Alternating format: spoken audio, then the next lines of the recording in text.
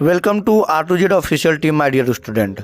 आज हम लोग हिस्ट्री क्लास 8 कवर करेंगे। आप सबको पता है कि क्लास 10th और क्लास 9th का सारे chapter wise chapter video uploaded है, लेकिन क्लास 8 के बच्चों को कहना था सर हम लोग का भी वीडियो आना चाहिए, तो आज से हम लोग क्लास 8 का सेशन स्टार्ट कर रहे हैं। और क्लास 8 के सेशन में हम लोग सबसे पहले कवर करेंगे हिस्ट्री और हिस्ट्री का लेसन 1, जिसमें मोस्ट VVI क्वेश्चन को लिया गया है बुक के अंदर, सब्जेक्टिव एंड सब्जेक्टिव को। ठीक है, चलिए हम लोग स्टार्ट करते हैं लेसन 1। लेसन 1 का नाम है आधुनिक काल में भारत का इतिहास, जिसका फर्स्ट क्वेश्चन हम लोग का दिया हुआ है पूंजीवाद किसे कहते हैं।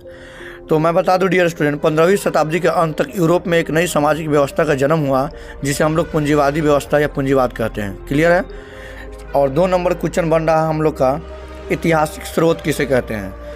इतिहासकार इतिहास को जानने के लिए जिन स्रोत का प्रयोग किया करते थे उसे ही हम लोग ऐतिहासिक स्रोत कहते हैं। एकदम मोस्ट इंपॉर्टेंट क्वेश्चन सब है।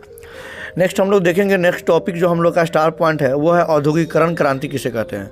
मशीनीकरण से वस्तुओं के उत्पादन की प्रक्रिया को औद्योगिकरण क्रांति कहते हैं, यानी कि सामान जो था ना, चीज़ें वो तेज़ी में बनने लगा, इसलिए इसको हम लोग औद्योगिकरण कहते हैं। उपनिवेशवाद किसे कहते हैं।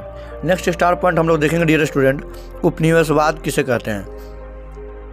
जब एक देश किसी दूसरे देश के दबदबे से इस तरह से राजनीतिक, आर्थिक, सामाजिक और सांस्कृतिक बदलाव आते हैं तो इसे हम उपनिवेशवाद कहते हैं। ठीक है, और आगे देखेंगे हम लोग उपनिवेशवाद के बाद।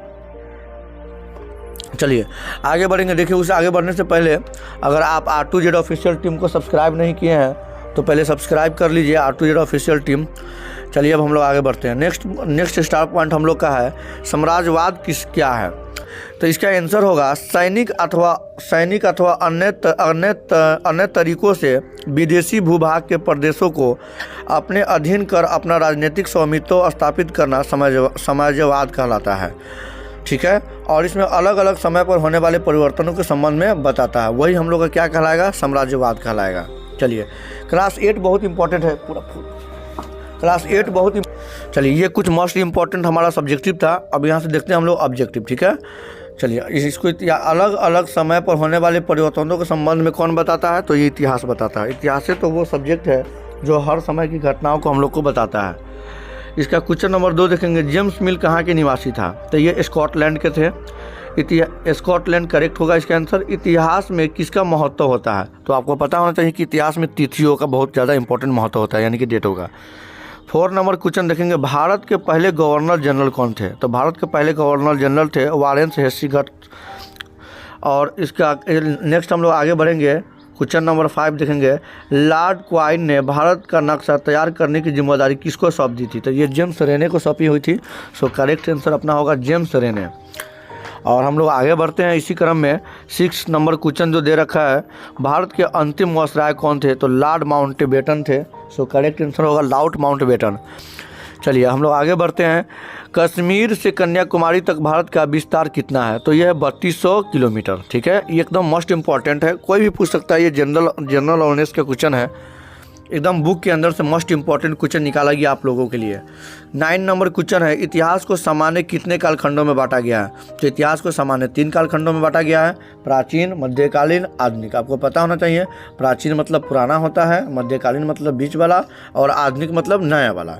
चलिए हम लोग आगे बढ़ते हैं। क्वेश्चन नंबर 10 देखते हैं। क्वेश्चन नंबर 10 कहता है, अंग्रेजों द्वारा स्थापित भारतीय राष्ट्रीय अभिलेखगार स्थित है। ये नई दिल्ली में स्थापित है। अभिलेखगार जो है ये नई दिल्ली में स्थापित है, नई दिल्ली जो कि भारत की राजधानी है। नेक्स्ट क्वेश्चन नंबर 11, ब्रिटिश शासन के माध्यम से ही भारत सभ्यता के मार्ग पर आगे बढ़ सकता है, यह कथन है। यह कथन जेम्स मिल ने दिए हुए थे कि भारत का मार्ग आगे कब बढ़ सकता है, जब ब्रिटिश जो है वो शासन करेंगे तब। नेक्स्ट क्वेश्चन नंबर 12 है, सरकारी दस्तावेज रिकॉर्ड कहाँ रखे जाते हैं। तो ये अभिलेखगार में रखे जाते हैं। सरकारी दस्तावेज जितने हैं वो सब अभिलेखगार में रखे जाते हैं। क्वेश्चन नंबर हम लोग देखेंगे 13, भारत में सर्वप्रथम कौन यूरोपीय व्यापारी आया था। तो सबसे पहले पुर्तगाली आया था। इस क्रम में आप सब जानते हैं कि पुर्तगाल के व्यापारी जो थे वास्को डी गामा, जिसको हेनरी द न्यूगेटर साहब ने भेजे थे। सो करेक्ट आंसर अपना होगा पुर्तगाली, जो कि 1498 में भारत में पहुंचा हुआ था, केरल के कालीकट बंदरगाह पर। चलिए आप लोग चैनल को सब्सक्राइब कीजिए और आगे बढ़िए। हम लोग आगे बढ़ते हैं। अगर आप चैनल को सब्सक्राइब करते हैं तो प्रत्येक वीडियो का नोटिफिकेशन सबसे पहले आपको मिलेगा। बेल आइकन को जरूर प्रेस कीजिएगा। क्वेश्चन नंबर 14 देखते हैं, इनमें से कौन शेर ए पंजाब के नाम से प्रसिद्ध है? तो लाला लाजपत राय। ठीक है, करेक्ट आंसर होगा लाला लाजपत राय। लाइक करें, शेयर करें, और लेसन 1 में हम लोग इतना देखे हैं, और फिर लेसन 2 आप लोग के सामने बहुत जल्द आएगा। और इस तरह से आप लोग R2Z ऑफिशियल टीम के साथ बने रहें। जय हिंद, जय भारत।